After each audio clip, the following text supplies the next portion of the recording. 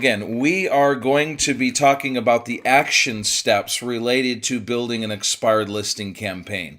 Now, for those of you who have not listened to the program called Expired Mastery, that's the first step. That's the scripts and the dialogue. That is the thought process behind what we're trying to accomplish with the expired listing. That is the dialogue with regards to a lot of the objections that we're going to run into. Expired Mastery will certainly come first, and if you don't have that, simply email me at coachbobfitzgerald@gmail.com, and I'll be happy to give that to you for free.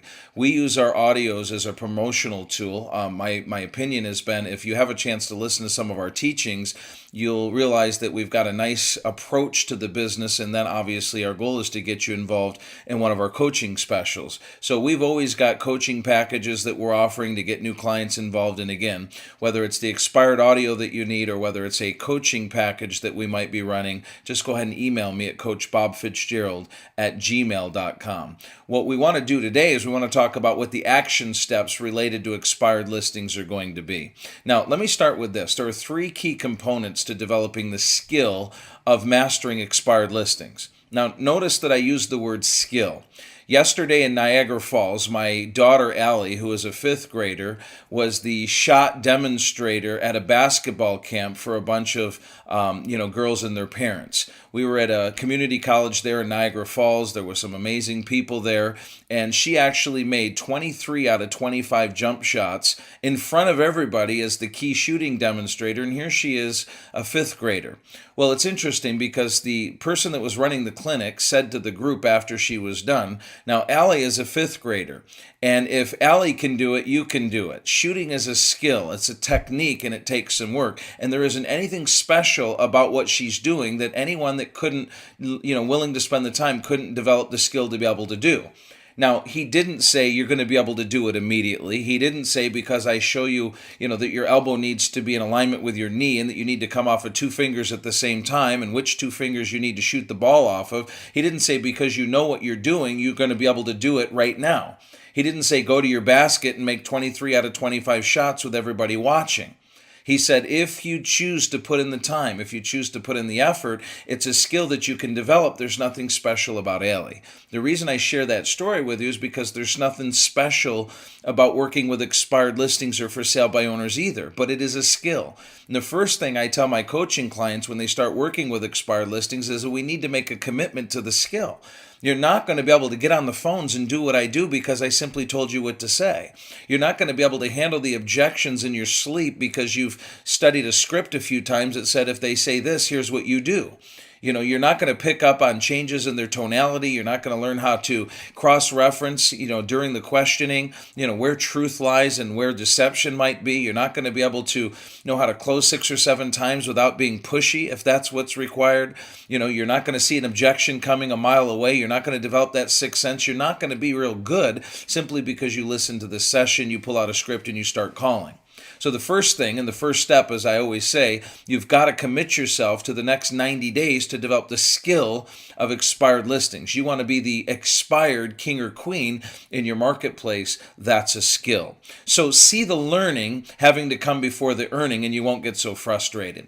90% of the time, an agent will start an expired program. They're not real good at it. They don't develop the skill. They don't have success, and so they quit too soon. They don't talk to that many people. They don't do it very long, and it's on to the next thing. And that's not what a skill is all about. So take some time to develop the skill. Now, there are three key components, as I started to say.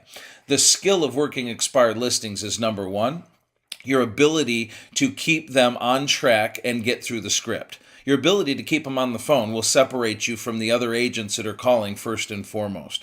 The number one thing an expired listing is going to want to do is get you off the phone. And it's not that they're not interested. It's just you might be the 15th, you might be the 50th person that's called today. So you're just another caller, you're just another voice on the other end of the phone. They're not interested, they're going to take it off the market, thanks, but they're not interested in talking. They're going to relist with their current agent. Before you say anything, they're going to try to get you off the phone because you're just another caller. So we need to have the skill of keeping them on the phone. We need to have a mindset that the first thing I have to do in order to win the game is I need to keep them on the phone. So, keeping them on the phone is part mindset, not taking taking no for an answer, not letting them get you sidetracked or derailed, not letting them get you off script. And this second part of that is, really knowing how to validate and appreciate somebody so that they don't feel threatened by the call. Mirroring and matching what they're saying, validating that you understand and that you heard them and asking the next question anyway. Well, we're going to take it off the market. Oh, so you're going to take it off the market? Well, listen, I really appreciate your honesty. Hey, let me ask you this. If the home had sold when it was for sale, what was your original plan? Where are you planning to go next? Well, I'm not really sure what we're going to do at this point, so thanks for the call, but we're not interested. No, I appreciate that. And I imagine you've been getting a lot of calls. And, I also appreciate that you're not, quite sure what you're going to do. But I'm just curious, if the home had sold when it was listed originally, were you staying here local or were you leaving the area? I've got to be committed to keeping them on the phone, and I have to be committed to validating and appreciating what they're saying. It's almost a spar with them, so that I can align with them long enough to get to the next question. It's very difficult for somebody to hang up on me. That is a skill that you need to develop. So the first step in going after expired listings this week and next is to actually really commit yourself to keeping them on track and being able to go through, the script. Now, here's the homework assignment. I'm going to give it to you at the beginning. I'm going to give it to you at the end. The title of this class is going to be Expired Listing Action Steps. So this is not the teaching. This is actually the coaching. Here's what you need to do. So the homework assignment is to contact 15 expired listings in the next 2 weeks minimum. Go ahead and copy the expired listing script 15 times. Go ahead and fill it out 15 times. Get 15 expireds to answer all the questions. And then what you want to do is you want to start to look at, where did you get cut off? What objections did you run into? Where was the call the weakest? Where did you lose momentum? Now, in our one-on-one, what I actually do is I have our agents now tell me about those 15 contacts. I have some people in that process right now. They'll actually share with me, each individual contact, exactly what happened, exactly what they said, what kind of objections they got, where they were getting cut off. And my job as the coach is to help them identify, what they should have done, what they could have done, what they should be thinking, how they would read that, what they would do next, what they would ask next, what they would say next. Obviously, if you're not involved in our one-on-one, that's a little bit more difficult. But the first step is to get yourself through the first 15 contacts so that you can get a clue as to what it takes to keep them on the phone. You can get a clue of what kinds of things you're going to hear. The second step is to go through the next 15 contacts, now better equipped in handling more of the objections you're going to run into. So go ahead and write down phase number 2. The first phase is keeping them on the phone and developing the skill. The second phase in developing the skill is becoming a master at the objections you're going to run into or that you'll get from expired listings. Knowing how to handle, well, listen, you're the 15th person that's called. Where were you when the home was for sale? Well, we're going to take it off the market. We're going to list it with the agent that sold us the home. Well, agents are all the same anyway. Are you willing to cut your commission? Listen, we want to think about it. I understand, but I'm going to talk to my husband or my wife, before I set up any appointments. We're just not sure what we're going to do right now. Well, I appreciate it, but, why don't you call me? Now, these are the objections you're going to run into over and over and over again. Now, your first thought might be, oh my God, I don't know how to handle any of those. Well, your first thought should be, wow, that's not that many. And if I just learn how to handle those objections, I'm going to be fine. We have scripts for those objections. We have audio teachings for those objections. We have coaching programs, help you develop the skill to handling those objections. But the second step in the process of developing the skill is getting stronger and stronger and stronger with handling those objections.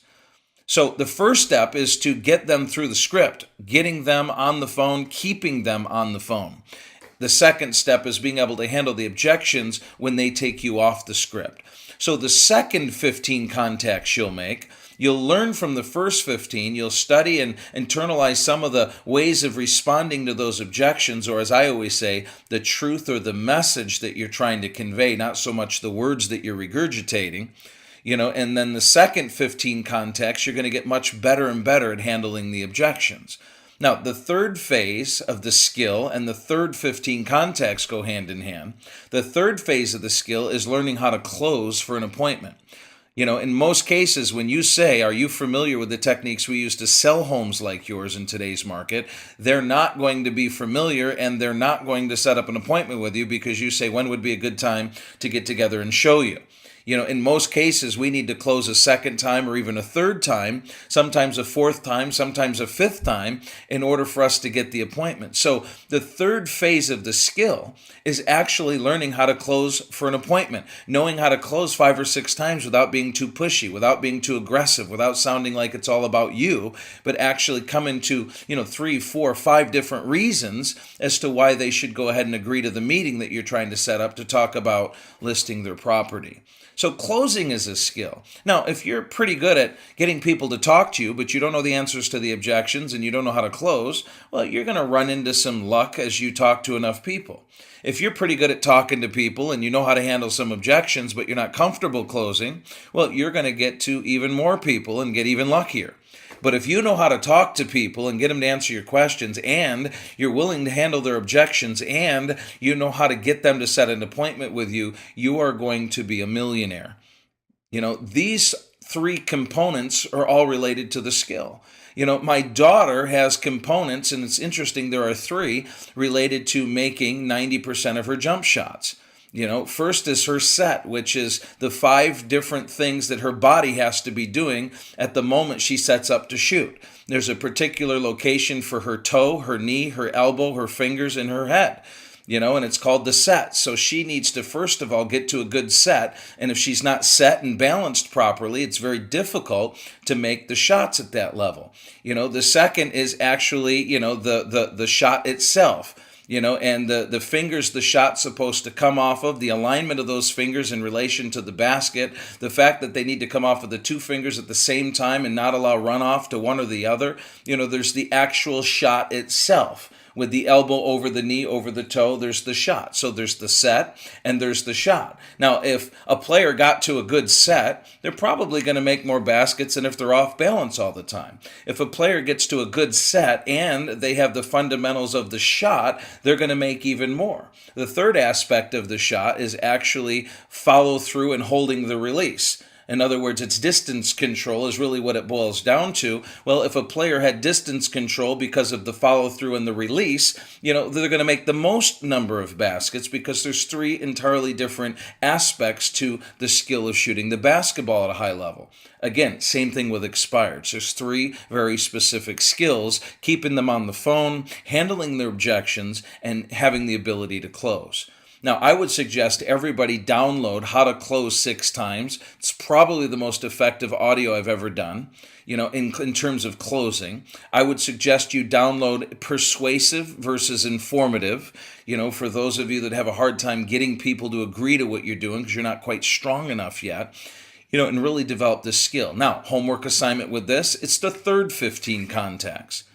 Where you really just focus on closing. So the first 15 contacts, you're just trying to get 15 surveys filled out so that you can get them talking and understand what it is they're going to say. Second 15 contacts, you're getting better and better at handling objections because you know what the objections are going to be. The third 15 contacts, you're really focused on closing. Now, during this closing phase, I always say you can't close too hard. I'd rather you close too hard and offend a few people than not close hard enough and not get anybody to ever set an appointment with you. So because you're in the learning phase, not the earning phase, because you're developing the skill, not necessarily already possessing the skill, then my thought would be, really push people, really close more than you're comfortable closing. Let people tell you to relax, see what the limits are, because during this third 15 contacts, you're still learning. You're not intending to earn, although they won't know you're practicing and you'll probably end up with appointments anyway. So we've got 45 contacts. For some of you, 45 contacts within 2 weeks. For some, 45 contacts within 30 days. The bottom line is you've got 45 contacts that you're going to need to go through before you can actually start to feel like you've got a handle or a grip on the skill of working expired listings. And then from there, the other components of the business click in. So listen, it's all about them. It's a numbers game, and don't be attached to the outcome. One more time. It's all about them. This is their home and these are their problems. So there's no reason for you to care what the answers are. It's a numbers game. I'm not looking to score on every single call. I'm looking to score once or twice a month for some of you. Once or twice a month you find an expired that says, hey, I like you. Thanks for following up. Come on over. It's a numbers game. And then because it's a numbers game, I'm not attached to the outcome. I can't be emotional about talking to people that I don't know and that don't know me. So this is how we get started. Go make the first 15 contacts. If you have any serious questions and you don't have the answers, email me at coachbobfitzgerald@gmail.com, and I'll either give you the answers to the questions that you have, or I'll send you the audio where I know this is the next step of the teaching that you need to be involved in. And again, this audio program that you're listening to, it's probably free. It's probably been downloaded for free. It's probably been given to you for free. This is our personal promotion for the sake of getting people enrolled in our coaching program. We have specials for one-on-one. We have specials, that start as low as, in some cases, $100 a month. So don't be afraid to say, hey, Bob, tell me about your coaching specials. Email me today at coachbobfitzgerald@gmail.com. Bye for now. For now.